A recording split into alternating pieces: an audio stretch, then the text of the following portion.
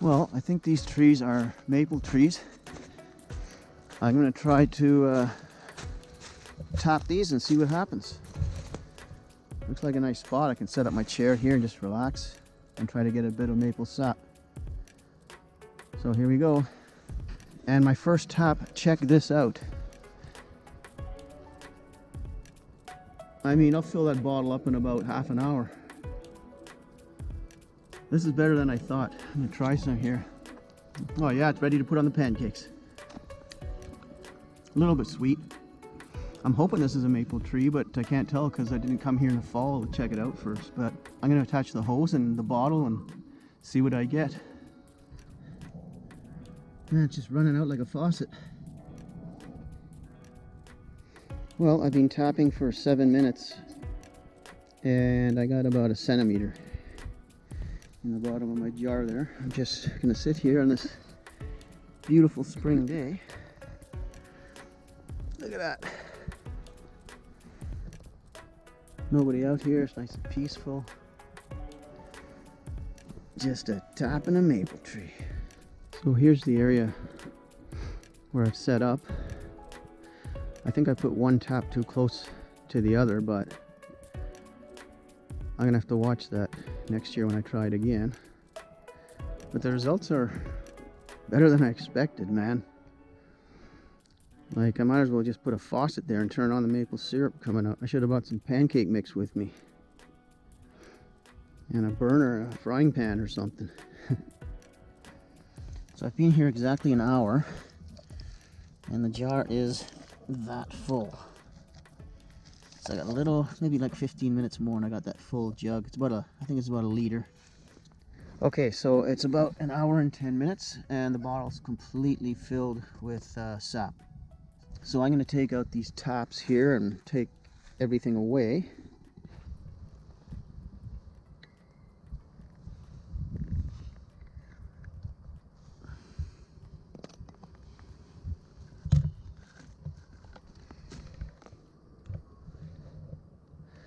Look at that, full of maple sap.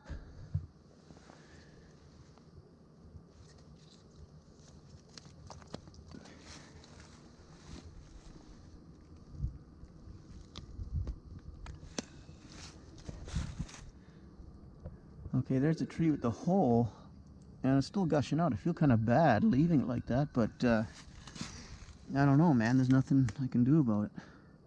They say it heals over and stops after a while, so. All right, so here it is the next day, and I got my maple sap that I collected yesterday. It's 900 milliliters, it was. So I'm going to divide it into 2 pans to speed it up. So you don't want to do this at home really on a stove because it's not that efficient, and it's better to be out on a campfire, you know, when you have a big evaporator tray with more surface area. But this is kind of like a prototype test that I'm doing. So I'm going to divide it into 2 batches, and then eventually I'll transfer it to 1. And I'm only going to get, I think, maybe about 20 milliliters of syrup if I'm lucky, because the yield is 1 to 40. And that's if it's a sugar maple. I don't even know that this is a sugar maple because I didn't mark the tree in the fall, so I don't really know. It could just be a regular maple, but I'm just going to try it anyways, see what happens. It's just a prototype, just an experiment before I go into full production next year.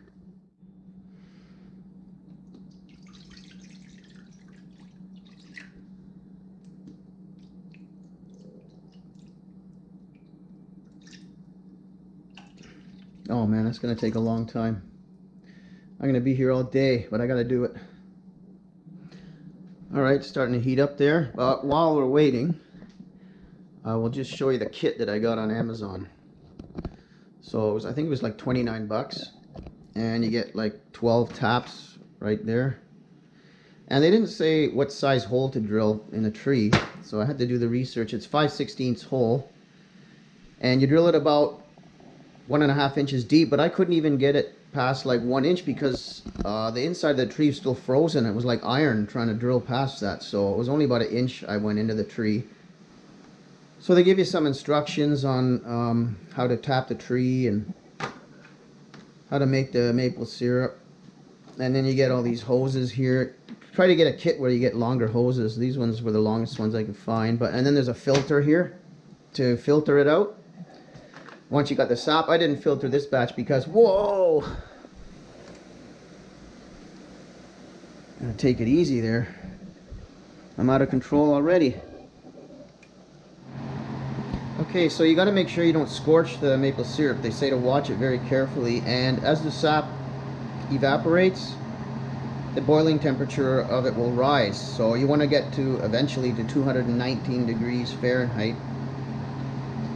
So I'm going to transfer this stuff shortly into one pan, because they say you should keep it around 1 inch deep. And also, this is getting pretty shallow here. Alright, this one's getting pretty shallow. I'm going to transfer it over to the other one. It is getting sweet now. I stuck my finger in there. So I've already burnt off about maybe 40% of it, I think, in 10 minutes, 15 minutes. Goes pretty fast, faster than I thought. The whole process is faster than I thought. I got that sap in 1 hour, 1 liter of sap in 1 hour. I was expecting to leave it there, go for a walk all day, and then come back and find that little bottle filled, but it went really fast. Like the sap just gushed out, as you saw in the video there. So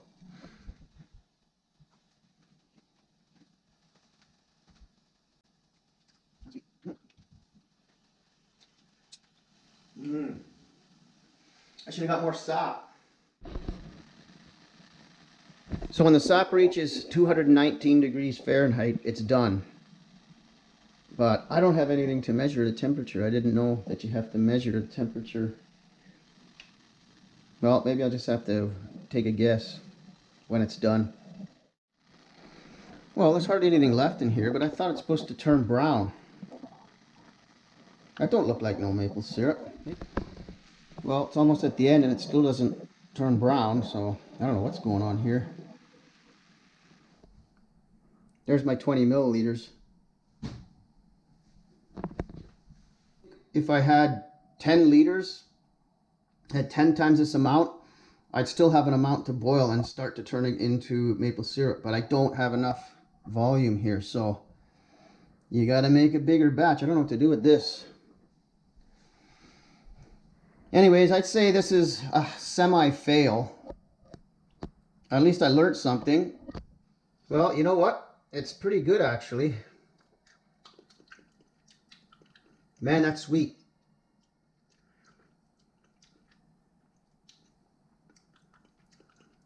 Oh man, is that good. Super sweet.